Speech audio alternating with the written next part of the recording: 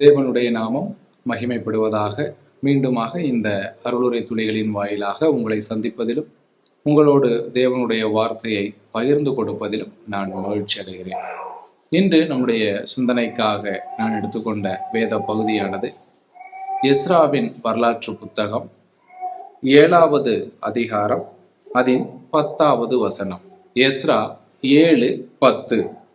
கர்த்தருடைய வேதத்தை ஆராயவும் அதின்படி செய்யவும் இஸ்ரவேலிலே கட்டளைகளையும் நீதி நியாயங்களையும் உபதேசிக்கவும் எஸ்ரா தன் இருதயத்தை பக்குவப்படுத்தி இருந்தான். இந்த வசனத்தில் உள்ள காரியத்திற்கு ஒரு தலைப்பை நாம் கொடுக்க வேண்டும் என்றால், ஒரு கிறிஸ்தவருக்கு அல்லது ஒரு தேவனுடைய பிள்ளைக்கு வேதத்தோடு உள்ள கடமைகள், ஒரு கிறிஸ்தவருக்கு அல்லது தேவனுடைய பிள்ளைக்கு வேதத்தோடு கூட உள்ள கடமைகள் என்று தலைப்பு கொடுக்க முடியும். பிரியமானவர்களே, இந்த 10வது வசனத்திலே நாம் ஒரு கிறிஸ்தவருக்கு வேதத்தோடுள்ள கடமைகளை காண்கிறோம். அதாவது 3 கடமைகளை இந்த இடத்தில் மிக தெளிவாக நாம் பார்க்கிறோம்.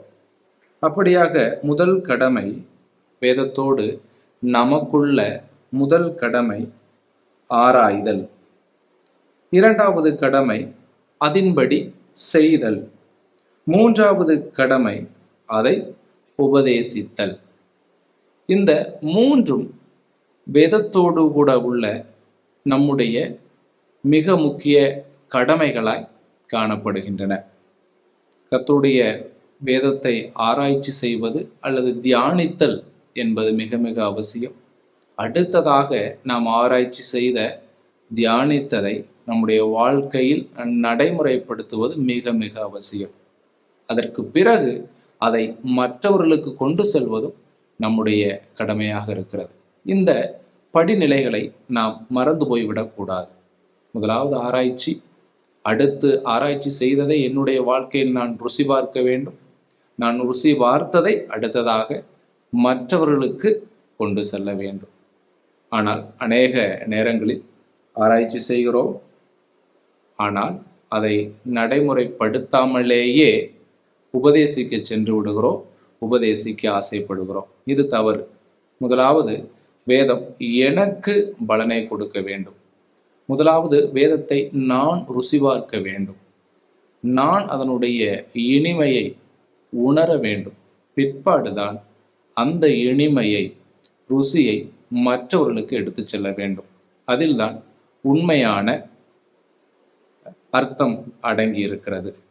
அதாவது ருசி பார்த்தால்தான் மற்றவர்களுக்கு அதனுடைய ருசி எப்பேற்பட்டது என்பதை நாம் சரியாக விளக்க முடியும். ஆகவே இந்த 3 படிநிலைகளை அல்லது இந்த 3 வேதத்தோடு உள்ள நம்முடைய இந்த 3 கடமைகளை, இந்த வரிசையை நாம் மறந்துவிடக்கூடாது.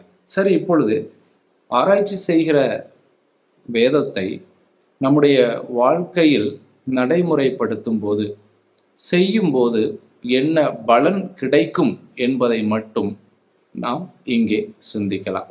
ஏனென்றால் இந்த செய்தல் என்கிற கடமை என்பது மிக முக்கியமானதாக காணப்படுகிறது. ஆகவே இந்த வேதத்தை ஆராய்ச்சி செய்து அதன்படி செய்வதனால் என்ன பலன் என்பதை நாம் பார்த்து இந்த தியானத்தை நிறைவு செய்வோம். இந்த வேதத்தை நம்முடைய வாழ்க்கையில் நடைமுறைப்படுத்துவதனால், செய்வதனால் நமக்கு கிடைக்கின்ற பலனை சங்கீதம் 1 நாம் தெளிவாக பார்க்கிறோம். சங்கீதம் 1, அதிலே 1வது வசனம் இவ்விதமாக சொல்லுகிறது: துன்மார்க்கருடைய ஆலோசனையில் நடவாமலும் பாவிகளுடைய வழியில் நில்லாமலும் பரியாசக்காரர் உட்காரும் இடத்தில் உட்காராமலும். இங்கே வருகிற நபர் துன்மார்க்கருடைய ஆலோசனையில் நடக்கவில்லை, பாவிகளுடைய வழியில் நிற்கவில்லை, பரியாசக்காரர் உட்காரும் இடத்தில் உட்காரவில்லை. காரணம் என்ன தெரியுமா? இந்த 3 காரியங்களை அவர் செய்ததற்கு காரணம் 2வது வசனத்திலே பார்க்கிறோம். அந்த நபர் கர்த்தருடைய வேதத்தில் பிரியமாயிருந்து இரவும் பகலும் அவருடைய வேதத்தில் தியானமாயிருந்தார். தியானமாயிருந்த பாக்கியமுள்ள மனுஷனாக காணப்பட்டார்.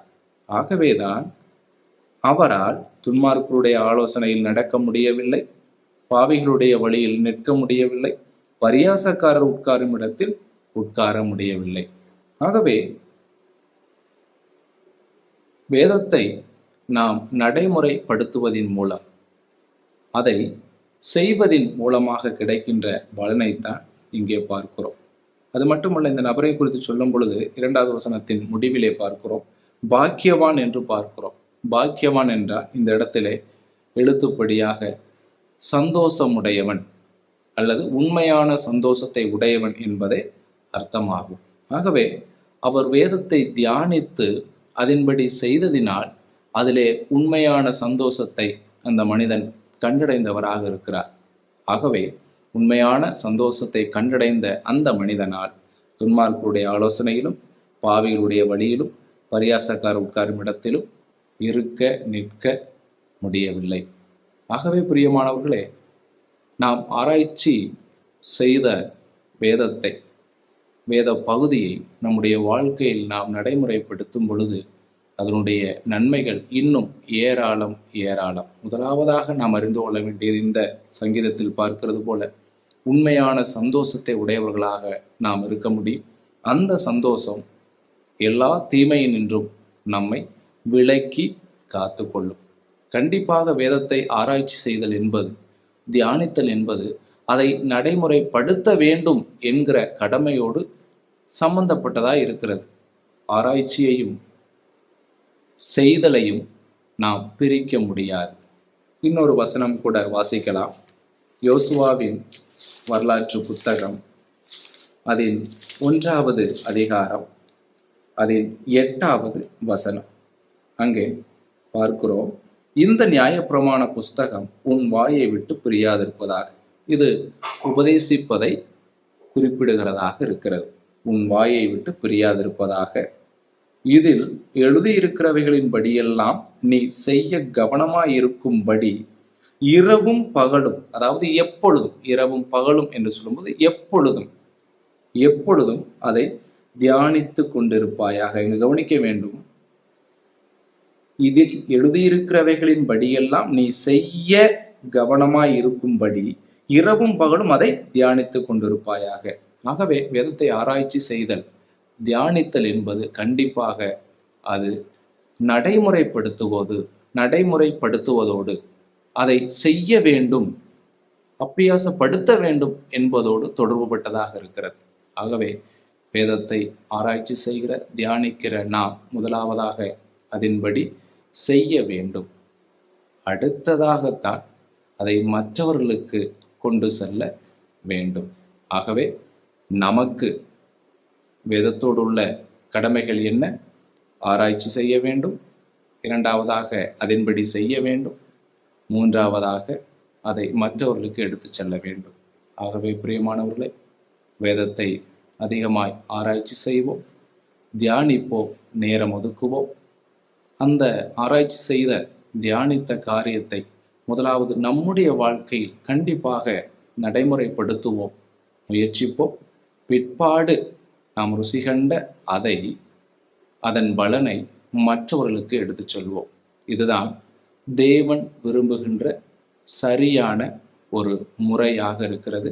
வேதத்தோடு உள்ள நம்முடைய முறையான கடமைகளாய் இருக்கின்றன. ஆகவே சிந்திப்போம், செயல்படுவோம், தேவநாம மகிமைக்கென்றே வாழ்வோம்.